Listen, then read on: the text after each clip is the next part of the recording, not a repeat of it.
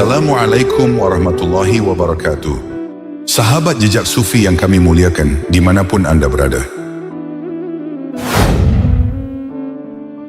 Di antara cahaya para sahabat yang menerangi sejarah Islam, nama Ali bin Abi Thalib bersinar dengan keagungan yang khas, tenang, dalam, dan penuh hikmah. Ia bukan sekadar sahabat bagi Rasulullah, melainkan juga sepupu yang tumbuh bersama beliau, menimba kasih sayang sejak kecil, dan menjadi menantu yang setia mendampingi perjuangan. Sejak usia belia, Sayyidina Ali telah berada di pangkuan risalah. Ia menyaksikan langsung bagaimana akhlak Rasulullah terpancar dalam setiap gerak, dan bagaimana kebenaran ditegakkan dengan kelembutan sekaligus ketegasan. Maka tidaklah mengherankan jika jiwanya ditempa menjadi pribadi yang kokoh, berani di medan laga, namun lembut dalam kebijaksanaan. Sayyidina Ali termasuk dalam golongan sahabat yang dijamin masuk surga, sebuah kemuliaan yang tidak semua orang dapatkan. Ia juga termasuk dalam jajaran Khulafaur Rasyidin, para pemimpin agung yang menggantikan Rasulullah dalam membimbing umat setelah wafatnya beliau. Bersama Abu Bakar As-Siddiq, Umar bin Khattab, dan Utsman bin Affan, Ali bin Abi Thalib menjadi bagian dari mata rantai kepemimpinan yang dipenuhi keadilan, ketakwaan, dan pengorbanan. Namun di antara keempat sosok agung itu, Sayyidina Ali memiliki keistimewaan yang begitu unik, sebuah gelar yang tidak disematkan kepada yang lain, Karamallahu wajhah, yang berarti semoga Allah memuliakan wajahnya. Gelar ini bukan sekadar penghormatan, melainkan cerminan dari kesucian perjalanan hidupnya. Sejak kecil hingga dewasa, wajah beliau tidak pernah sujud kepada berhala. Di saat masyarakat Arab masih tenggelam dalam penyembahan kepada patung-patung bisu, Sayyidina Ali tumbuh dalam naungan tauhid yang murni. Ia tidak pernah menyentuhkan dahinya kepada selain Allah Azza wa Jalla. Itulah mengapa Sayyidina Ali menyandang gelar Karamallahu wajhah. Seolah sejak awal takdir telah menjaganya dari kegelapan, mempersiapkannya menjadi salah satu tiang penyangga agama Islam. Dalam setiap lembar kehidupannya, Sayyidina Ali mengajarkan bahwa kemuliaan bukan hanya tentang kedudukan, melainkan tentang ketulusan hati. Ia adalah singa di medan perang, namun seorang zahid dalam kehidupan dunia. Sebagaimana para hamba Allah yang dimuliakan, Sayyidina Ali juga dianugerahi keistimewaan yang melampaui batas kemampuan manusia biasa.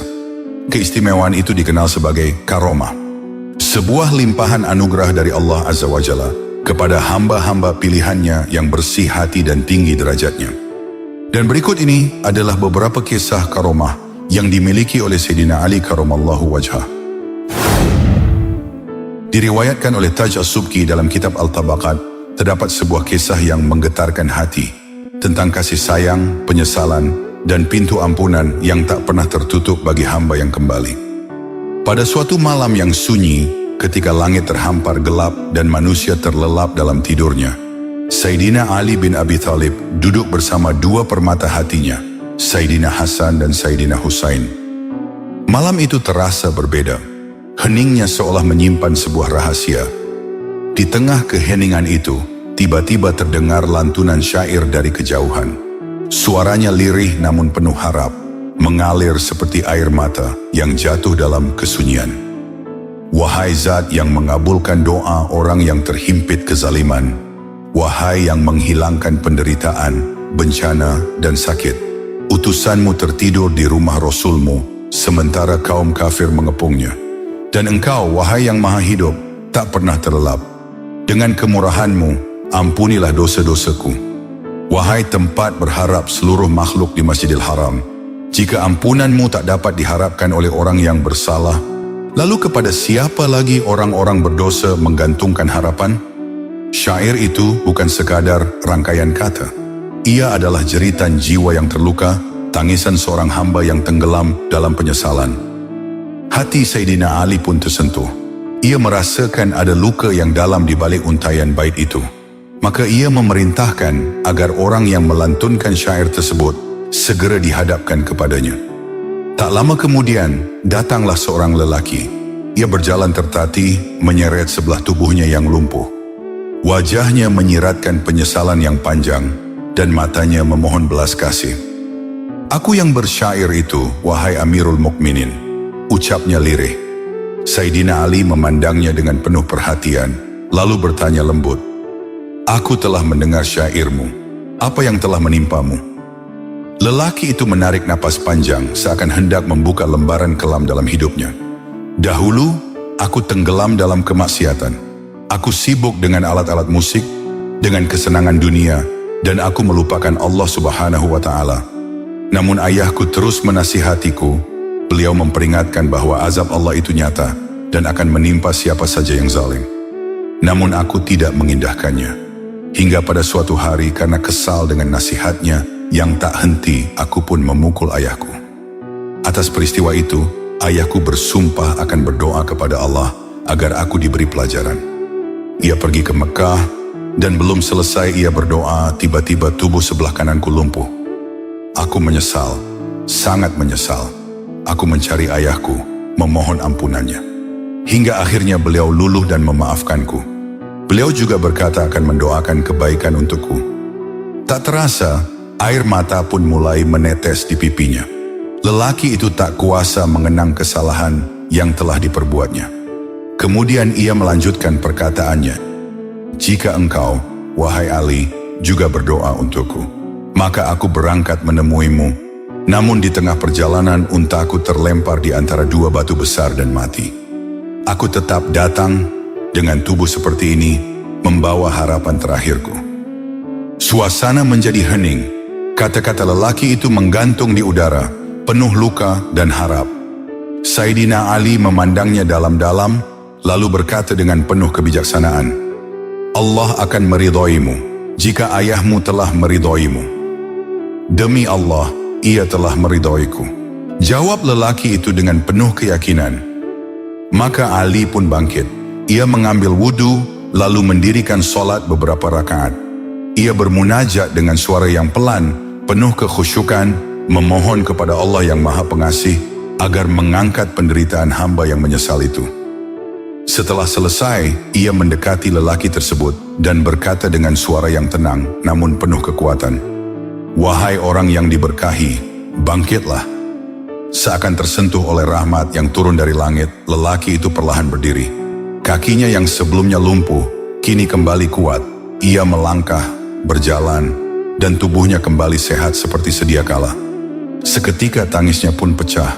Kali ini bukan karena penyesalan, melainkan karena syukur yang melimpah. Kemudian Sayyidina Ali berkata, mengingatkan dengan tegas namun penuh kasih, "Seandainya engkau tidak bersumpah bahwa ayahmu telah meridhoimu, niscaya aku tidak akan mendoakan kebaikan untukmu." Dari kisah ini kita bisa mengambil hikmah, bahwa kisah di atas bukan sekadar tentang karomah, tentang kesembuhan yang ajaib, namun lebih dari itu. Ini adalah pelajaran tentang hak orang tua yang begitu besar, tentang doa yang mampu menembus langit, dan tentang pintu taubat yang selalu terbuka bagi siapa saja yang kembali dengan hati yang tulus. Di balik keajaiban itu, ada satu kebenaran yang bersinar terang, bahwa ridho Allah Subhanahu wa Ta'ala seringkali beriringan dengan keridhoan orang tua, dan penyesalan yang jujur, jika disertai usaha memperbaiki diri, mampu mengubah takdir seorang hamba dari kehinaan menjadi kemuliaan. Suatu hari, di tengah masa kepemimpinan yang penuh keadilan, di hadapan Ali bin Abi Thalib, Amirul Mukminin yang dikenal tegas namun penuh kasih, dihadapkan seorang lelaki. Ia adalah seorang budak berkulit hitam yang dikenal sebagai pecinta setia Sayyidina Ali. Hari itu wajahnya tertunduk. Ia tidak datang sebagai seorang pengagum, melainkan sebagai seorang terdakwa. Orang-orang mengelilinginya dengan tatapan beragam. Ada yang merasa iba, ada yang mencela, dan ada pula yang hanya ingin menyaksikan bagaimana keadilan ditegakkan.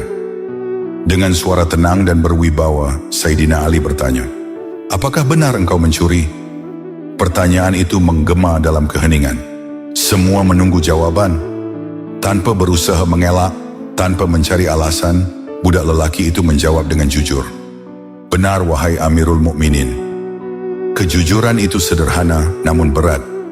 Ia sadar, pengakuannya bukan hanya kata-kata, melainkan sebuah keputusan yang akan mengubah hidupnya.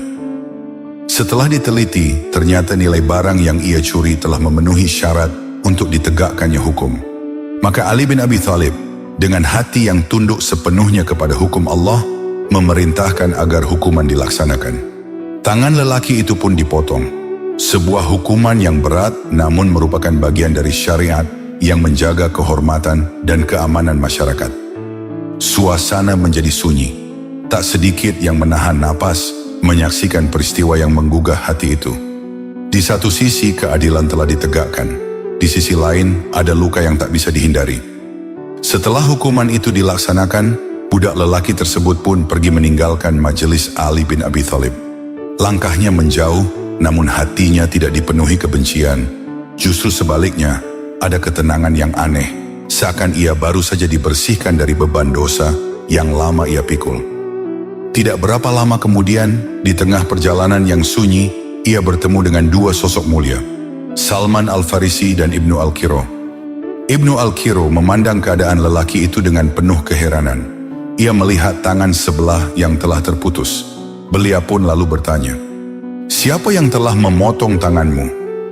Dengan wajah yang tenang, bahkan seakan memancarkan kebanggaan, budak lelaki itu menjawab, "Yang memotong tanganku adalah Amirul Mukminin, Yasubul Muslimin, pemimpin kaum muslimin, menantu Rasulullah, dan suami Fatimah Az-Zahra." Ibnu Al-Qiro semakin heran, dahinya berkerut, tak mampu menyembunyikan kejanggalan yang ia rasakan. "Ali telah memotong tanganmu, tapi engkau justru menyanjungnya?" tanya Ibnu Al-Qiro. Budak itu hanya membalasnya dengan senyuman. Bukan senyum kepura-puraan, melainkan senyum yang lahir dari hati yang tulus. "Bagaimana aku tidak menyanjungnya? Dia telah memotong tanganku dengan cara yang hak, dan dengan itu ia telah menyelamatkanku dari api neraka," ucapnya lembut. Jawaban itu begitu dalam, hingga seakan menembus hati siapapun yang mendengarnya. Ia tidak melihat hukuman sebagai penderitaan semata, tetapi sebagai rahmat yang menyelamatkan. Salman Al-Farisi yang menyaksikan percakapan itu pun terdiam sejenak. Hatinya tersentuh oleh ketulusan yang luar biasa.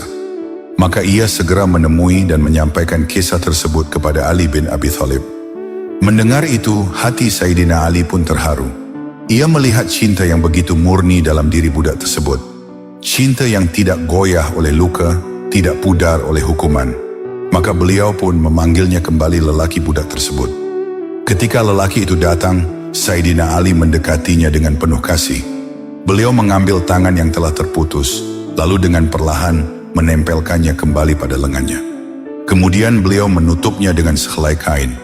Sesaat suasana menjadi hening. Sayyidina Ali lalu mengangkat tangannya, berdoa dengan penuh kekhusyuan. Tidak ada suara selain bisikan doa yang lirih, namun syarat dengan harap dan keyakinan. Beberapa saat kemudian, terdengar suara dari langit. "Bukalah kain itu dari tangannya."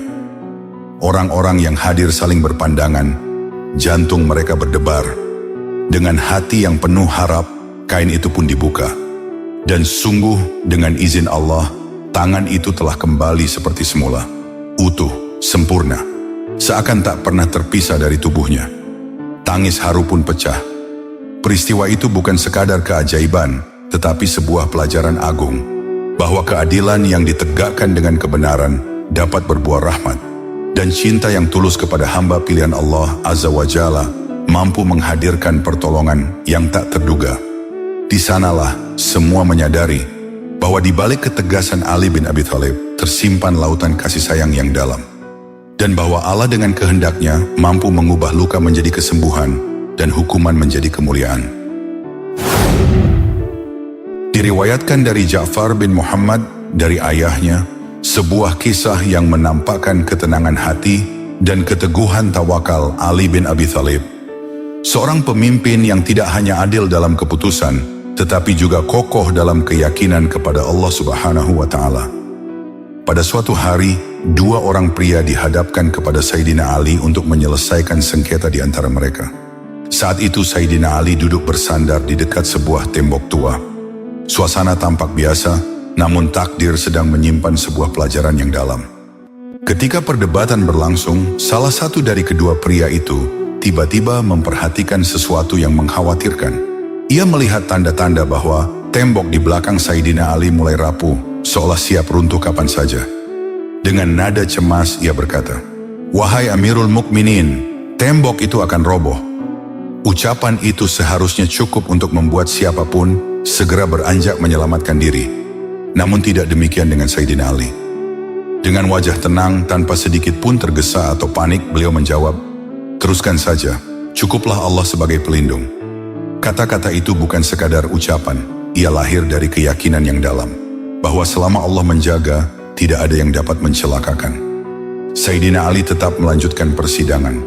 Beliau mendengarkan kedua belah pihak dengan penuh perhatian, menimbang dengan keadilan, lalu memberikan keputusan yang hak, tanpa terpengaruh oleh rasa takut ataupun keadaan di sekelilingnya. Setelah selesai, beliau pun bangkit dan beranjak pergi meninggalkan tempat itu. Dan tepat setelah beliau menjauh, tembok itu runtuh seketika. Debu beterbangan, suara reruntuhan menggema, seakan menjadi saksi bisu atas apa yang baru saja terjadi. Seandainya Sayyidina Ali bergerak karena rasa takut, mungkin kisah ini tak akan pernah dikenang. Namun karena ketenangan dan tawakalnya, peristiwa itu menjadi pelajaran yang abadi. Sebagaimana telah dikenal dalam sejarah Islam, Umar bin Khattab adalah sosok yang memiliki ketegasan luar biasa. Sebuah ketegasan yang bukan lahir dari kekerasan semata, tetapi dari iman yang kokoh dan keberanian yang bersandar penuh kepada Ilahi. Tubuhnya tinggi dan kekar, langkahnya tegap, dan sorot matanya memancarkan wibawa. Di masa itu kaum kafir Quraisy pun segan, bahkan gentar. Bukan hanya karena kekuatan fisiknya, tetapi karena keteguhan prinsip yang tak bisa digoyahkan. Umar bukanlah orang yang mudah ditakuti, justru dialah yang ditakuti oleh kebatilan. Namun yang membuatnya lebih agung lagi adalah kesaksian dari Nabi Muhammad sendiri. Dalam sebuah sabda yang masyhur, Rasulullah menggambarkan betapa dahsyatnya kewibawaan Umar, bahwa bukan hanya manusia yang merasa gentar terhadapnya, tetapi juga makhluk tak kasat mata. Iblis, setan, bahkan jin kafir, semuanya menghindari jalan yang dilalui Umar. Jika Umar melewati suatu jalan, mereka akan memilih jalan lain agar tidak berpapasan dengannya. Ini bukan sekadar gambaran kekuatan fisik, melainkan cerminan dari kekuatan iman. Karena sejatinya, yang ditakuti oleh setan bukanlah tubuh yang besar, tetapi hati yang dipenuhi cahaya keimanan. Atas kekagumannya terhadap keberanian Umar bin Khattab, Ali bin Abi Thalib merasa penasaran. Apakah keberanian itu akan tetap menyertainya hingga ke alam kubur? Ali menyaksikan sendiri bagaimana Umar berdiri tegak di hadapan kebenaran. Ia tidak gentar terhadap manusia, tidak tunduk kepada tekanan, dan tidak goyah oleh ancaman. Waktu pun berlalu, hingga suatu hari, takdir menjawab pertanyaan Sayyidina Ali. Hari itu adalah hari wafatnya Umar bin Khattab. Langit seakan redup, bumi terasa kehilangan salah satu tiangnya. Kaum muslimin mengantarkan jenazahnya dengan hati yang berat. Doa-doa dipanjatkan, langkah-langkah perlahan mengiringi kepergian seorang pemimpin yang adil. Setelah prosesi pemakaman selesai, satu persatu pelayat meninggalkan kuburan. Suasana menjadi sunyi, hanya tersisa hembusan angin dan bisikan doa yang masih menggantung di udara. Namun Ali bin Abi Thalib tidak beranjak. Beliau tetap berdiri sendirian di hadapan makam sahabatnya. Dengan hati yang khusyuk, beliau memohon kepada Allah, meminta dibukakan tabir yang gaib, agar dapat melihat keadaan Umar di alam kubur. Sebuah permintaan yang tidak biasa, lahir dari rasa cinta dan keingintahuan yang mendalam. Dan atas kehendaknya, Allah mengabulkan permintaan tersebut. Tabir pun tersingkap. Dalam keadaan kasyaf, Sayyidina Ali melihat apa yang tidak dapat dilihat oleh mata biasa. Beliau menyaksikan Umar di dalam kuburnya. Suasana yang berbeda dari dunia, hening, dalam, dan penuh misteri. Tak lama kemudian datanglah dua malaikat, yakni malaikat Mungkar dan Nakir. Kehadiran mereka menghadirkan suasana yang menggetarkan. Kedua malaikat datang dengan rupa yang menakutkan. Mata yang besar melotot seperti bara api yang menyala, menghadirkan rasa gentar bagi siapapun yang menyaksikan. Melihat pemandangan itu, Sayyidina Ali sempat merasa yakin bahwa mungkin kali ini keberanian Umar akan diuji, bahwa suasana alam kubur yang dahsyat akan membuatnya gentar sebagaimana manusia lainnya. Namun, apa yang terjadi justru di luar dugaan. Sayyidina Ali melihat Umar bangkit, bukan dengan ketakutan, tetapi dengan wibawa yang sama seperti ketika ia masih hidup. Dengan suara yang tegas, ia membentak kedua malaikat itu. Apakah kalian tahu sedang berhadapan dengan siapa? Bersikaplah dengan sopan. Kedua malaikat itu pun terkejut karena belum pernah menghadapi respon seperti itu sebelumnya. Mereka pun lalu bertanya, "Siapa engkau?" Dengan penuh keyakinan Umar menjawab, "Aku adalah sahabat dari kekasih Tuhan kalian." Jawaban itu bukan sekadar kata-kata. Ia adalah pancaran dari iman yang telah mengakar begitu dalam. Iman yang telah membentuk keberanian sejati yang tidak padam bahkan oleh kematian. Malaikat Mungkar dan Nakir pun terdiam sejenak, menghadapi sesuatu yang tidak biasa mereka jumpai. Mereka yang datang dengan wibawa dan kengerian, kini berhadapan dengan seorang hamba yang justru tegak dengan keyakinan. Maka mereka bertanya kepada Allah Subhanahu wa Ta'ala tentang sikap yang harus mereka ambil. Dan atas kehendaknya yang penuh hikmah, Allah memerintahkan agar mereka bersikap lebih lembut dan sopan kepada seorang mukmin yang agung seperti Umar bin Khattab. Sejak peristiwa itu, Mungkar dan Nakir tidak selalu hadir dalam rupa yang menakutkan, terutama bila yang meninggal adalah seorang mukmin yang hidupnya dipenuhi iman dan ketaatan. Bagi jiwa yang terbiasa dekat dengan Allah Subhanahu wa Ta'ala, yang lisannya basah dengan zikir dan yang hatinya tunduk dalam keikhlasan, alam kubur bukanlah tempat yang mencekam, melainkan awal dari ketenangan. Kehadiran malaikat Mungkar dan Nakir bukan lagi sebagai sosok yang menggetarkan, tetapi sebagai utusan yang menjalankan tugas dengan penuh kelembutan. Dalam riwayat yang dinukil dari Abu Dzar Al-Ghifari, tersimpan sebuah kisah yang lembut namun penuh keajaiban dan tentang kemuliaan Ali bin Abi Thalib yang hidup dalam naungan keberkahan. Suatu hari Rasulullah memanggil Abu Dzar dan berkata dengan tenang, "Pergilah, panggillah Ali untukku." Dengan penuh ketaatan, Abu Dzar segera berangkat menuju rumah Sayyidina Ali. Ia berdiri di depan pintu, lalu memanggil dengan suara yang cukup jelas.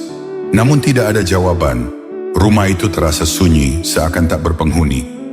Ia pun kembali kepada Rasulullah dan menyampaikan, "Wahai Rasulullah, aku telah memanggilnya, tetapi tidak ada jawaban." Rasulullah tersenyum lalu bersabda, "Kembalilah sekali lagi, panggillah dia. Sesungguhnya ia ada di dalam rumah." Maka Abu Dzar pun kembali. Kali ini dengan keyakinan yang lebih dalam. Ia mendatangi rumah Sayyidina Ali, lalu kembali memanggil namanya. Tiba-tiba, dari dalam rumah terdengar suara yang aneh, suara gilingan yang sedang menumbuk, berputar dengan ritme yang jelas.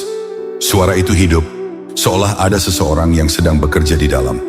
Rasa penasaran pun muncul di hati Abu Dzar. Ia mencoba melihat ke dalam, dan betapa terkejutnya ia. Gilingan itu benar-benar bergerak, menumbuk dengan sendirinya. Namun tidak ada seorang pun di sana. Tak ada tangan yang menggerakkan.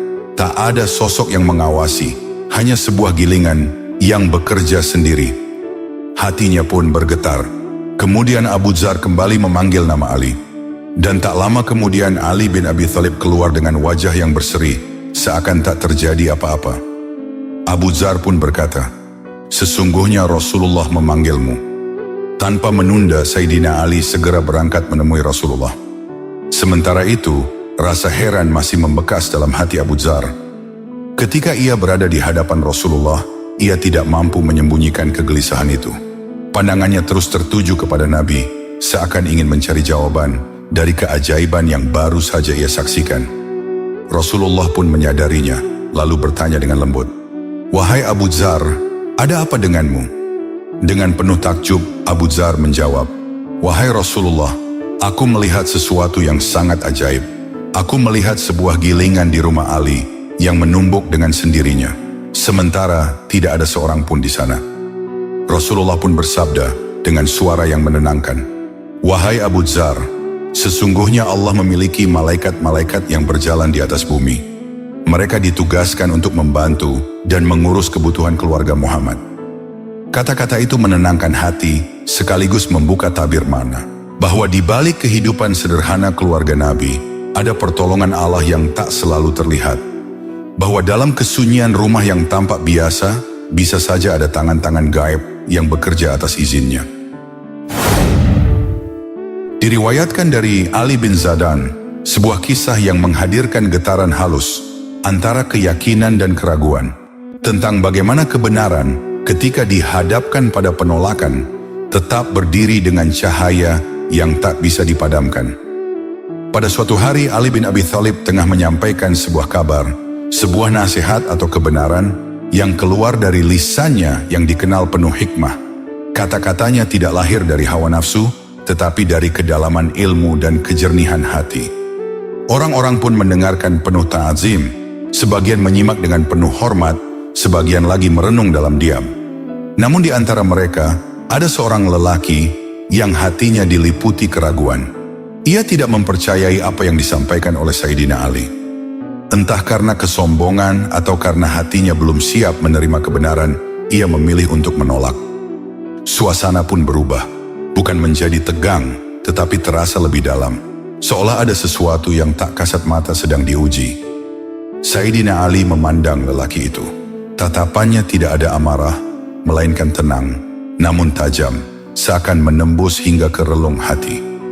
Dengan suara yang datar, namun penuh makna, Sayyidina Ali berkata, "Bagaimana jika aku berdoa agar kesialan menimpamu, jika aku adalah pihak yang benar?"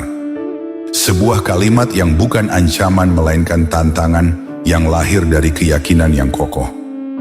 Orang itu mungkin karena merasa yakin dengan dirinya atau karena tidak menyadari beratnya ucapan itu, menjawab dengan ringan, "Ya, silakan." Sebuah jawaban yang sederhana namun menjadi pintu bagi sesuatu yang besar. Maka Ali bin Abi Thalib pun menengadahkan hatinya kepada Allah. Ia berdoa bukan dengan suara keras, bukan dengan emosi, tetapi dengan keyakinan yang dalam, menyerahkan segalanya kepada kehendak Sang Maha Adil. Dan belum sempat ia beranjak dari tempatnya, doa itu terkabul. Seketika lelaki itu kehilangan penglihatannya. Gelap menyelimuti matanya. Dunia yang tadi ia lihat dengan jelas, kini lenyap dalam sekejap. Ia terdiam, mungkin terkejut, mungkin menyesal, namun semuanya telah terjadi. Orang-orang yang menyaksikan peristiwa itu pun tertegun. Tidak ada yang berani berbicara. Mereka menyadari bahwa yang mereka saksikan bukanlah hal biasa, melainkan sebuah tanda tentang kekuatan doa dari seorang hamba yang dekat dengan Tuhannya.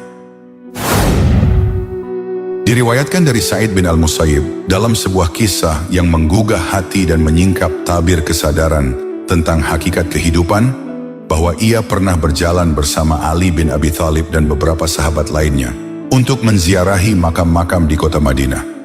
Hari itu, suasana terasa hening, angin berhembus pelan di antara pusara-pusara yang sunyi.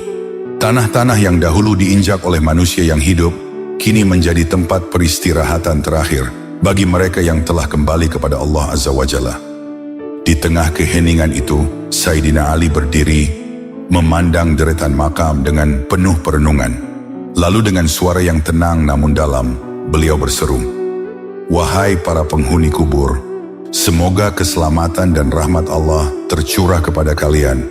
Kabarkanlah kepada kami keadaan kalian, atau kami akan mengabarkan keadaan kami kepada kalian." Kalimat itu meluncur seperti bisikan yang menembus batas antara dunia dan akhirat. Kemudian sesuatu yang luar biasa pun terjadi. Dari balik keheningan kubur, terdengar suara jawaban. "Semoga keselamatan, rahmat, dan keberkahan Allah tercurah untukmu, wahai Amirul Mukminin. Kabarkanlah kepada kami apa yang terjadi setelah kami." Suasana seakan berubah. Batas antara yang hidup dan yang telah tiada terasa begitu dekat. Sayyidina Ali pun menjawab dengan kata-kata yang sederhana, namun menyentuh realitas dunia.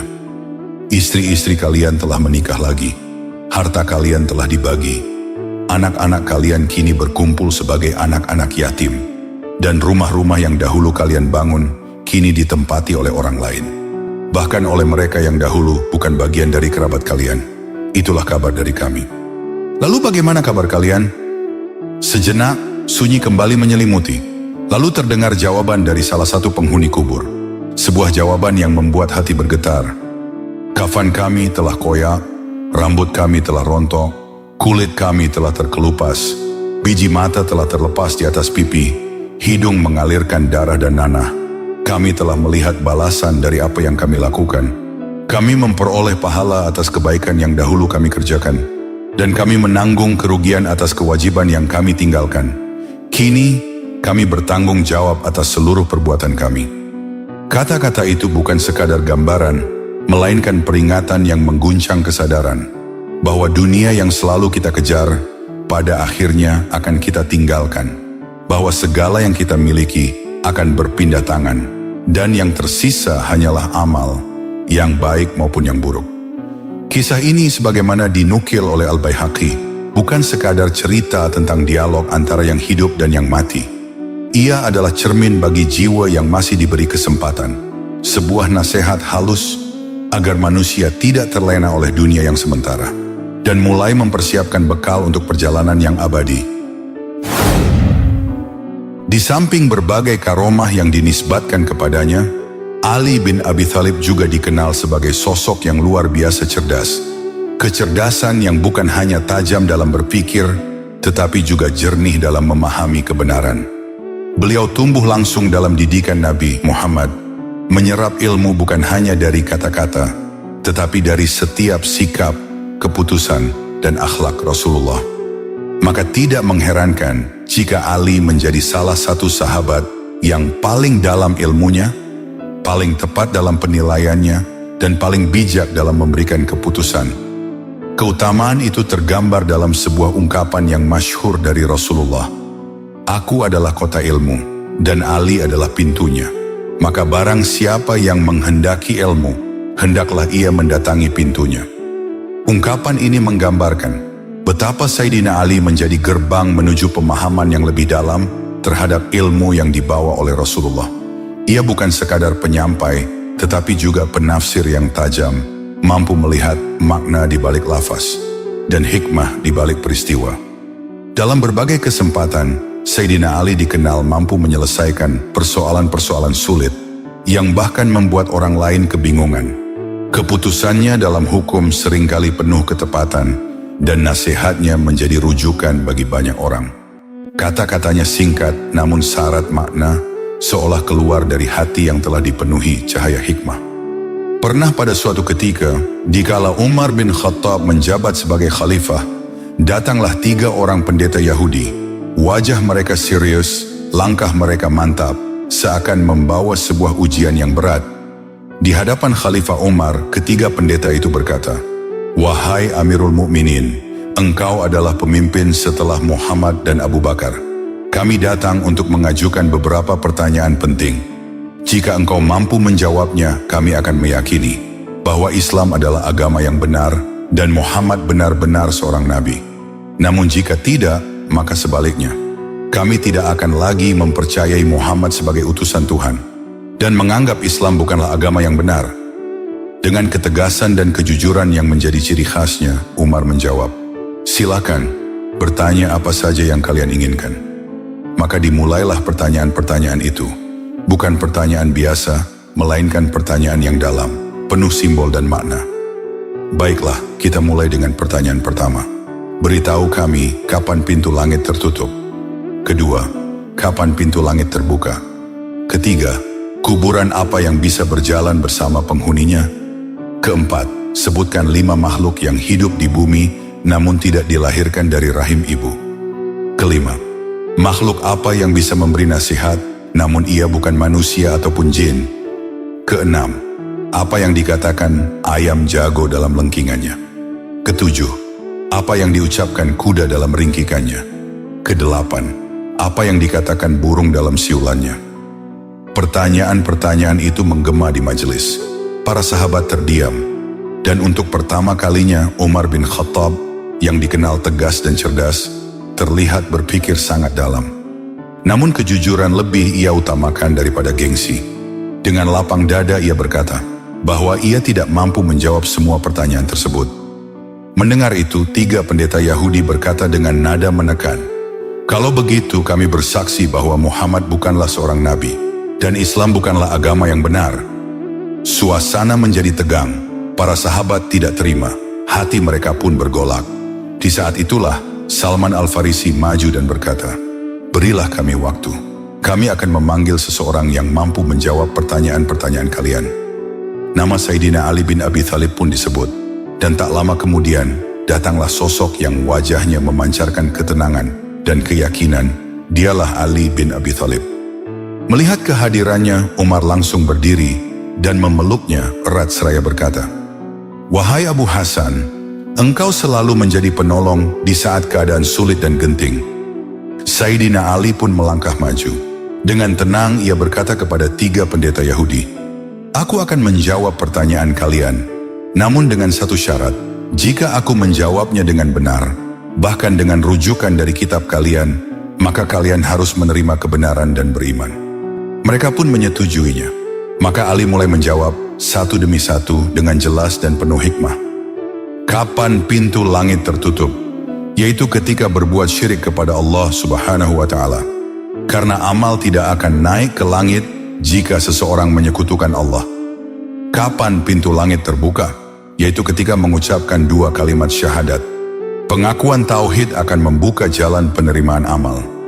Kuburan apa yang bisa berjalan bersama penghuninya adalah ikan paus yang menelan Nabi Yunus, yang kemudian berjalan menuju laut yang 7. 5 makhluk yang hidup di bumi namun tidak dilahirkan dari rahim ibu, yaitu Nabi Adam, Hawa, unta Nabi Soleh, kambing Nabi Ibrahim yang digunakan untuk mengganti Nabi Ismail ketika beliau akan disembelih, dan ular tongkat Nabi Musa. Makhluk yang bisa memberi nasihat, namun ia bukan manusia ataupun jin, adalah semut Nabi Sulaiman. Yang dikatakan ayam jago dalam lengkingannya adalah, "Ingatlah Allah, wahai orang-orang yang lalai."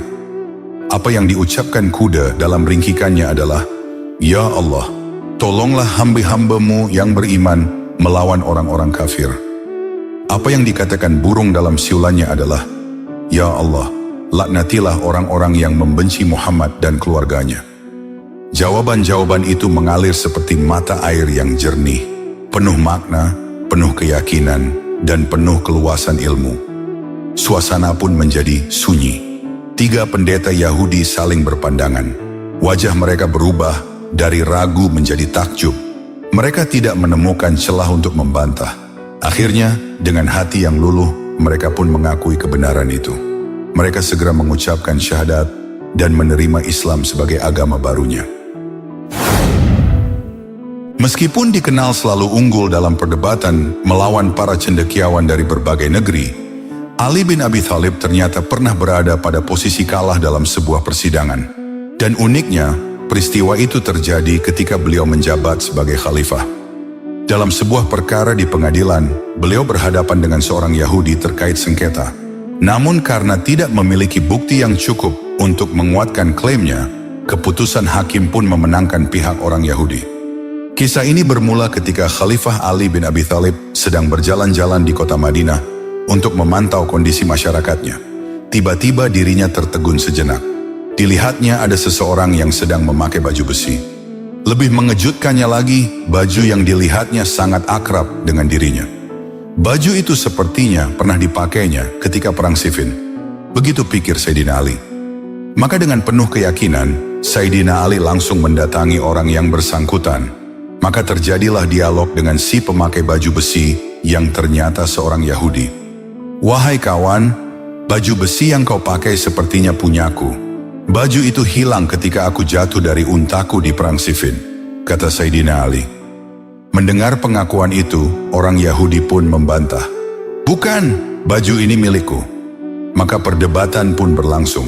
Karena tidak mau mengalah, akhirnya mereka berdua bersepakat untuk membawa masalah itu pengadilan. Kebetulan yang menjadi hakim adalah Shuraih bin Al-Harits Al-Kindi, yang dikenal sebagai sahabat dekat Khalifah Ali. Di pengadilan, Sayyidina Ali mengadukan apa yang menjadi perdebatan dirinya dengan orang Yahudi. "Wahai hakim, aku menuntut orang ini karena ia telah menguasai baju besi milikku tanpa sepengetahuanku, kata Sayyidina Ali. Kemudian Hakim Syurai menoleh ke arah orang Yahudi tersebut dan bertanya, apakah betul yang dituduhkan Ali, bahwa baju besi itu miliknya? Orang Yahudi dengan cepat menyanggah, bukan Tuan Hakim, baju besi ini milikku. Sayyidina Ali pun kemudian menuding bahwa orang Yahudi tersebut telah melakukan kebohongan. Perdebatan pun semakin memanas hingga Hakim Syurai pun menengahi. Begini, saudara Ali bin Abi Thalib, yang terlihat baju besi itu kini berada dalam penguasaan orang Yahudi ini. Jadi kalau engkau mengklaim baju besi itu milikmu, engkau harus mengajukan 2 saksi atau bukti-bukti lainnya. Sayyidina Ali pun siap dengan permintaan hakim. Kemudian ditunjuklah kedua anaknya, yaitu Hasan dan Hussein, untuk menjadi saksinya. Apa yang terjadi kemudian? Hakim Syurai menolak saksi yang diajukan Sayyidina Ali. Kesaksian anak kandung, berapapun jumlahnya, tidak sah menurut hukum. Jadi, kalau tidak ada bukti-bukti lain, tuduhan menjadi batal.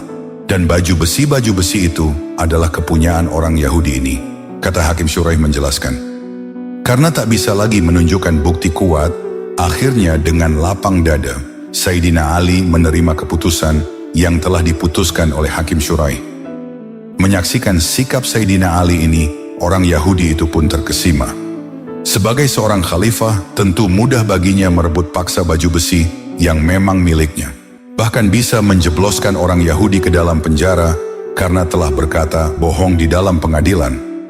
Namun Khalifah Ali justru memilih menyelesaikan masalahnya lewat pengadilan, menerima keputusan hakim dan merelakan baju besinya direbut oleh orang Yahudi. Atas sikap Khalifah Ali yang sangat bijaksana, hati orang Yahudi itu pun tersentuh. Akhirnya ia mengakui bahwa baju besi itu adalah memang milik Khalifah Ali yang terjatuh saat perang Siffin. Kemudian baju besi itu diserahkan kepadanya, dan orang Yahudi tersebut membaca 2 kalimat syahadat, memeluk Islam sebagai agamanya. Demikianlah beberapa kisah tentang kemuliaan dan karomah yang dimiliki Sayyidina Ali bin Abi Thalib, seorang sahabat agung, menantu Rasulullah, dan termasuk orang yang dijamin masuk surga. Akhirul kata, wallahu a'lam bishawab. Sampai di sini dulu perjumpaan kita kali ini. Semoga bermanfaat. Wassalamualaikum warahmatullahi wabarakatuh.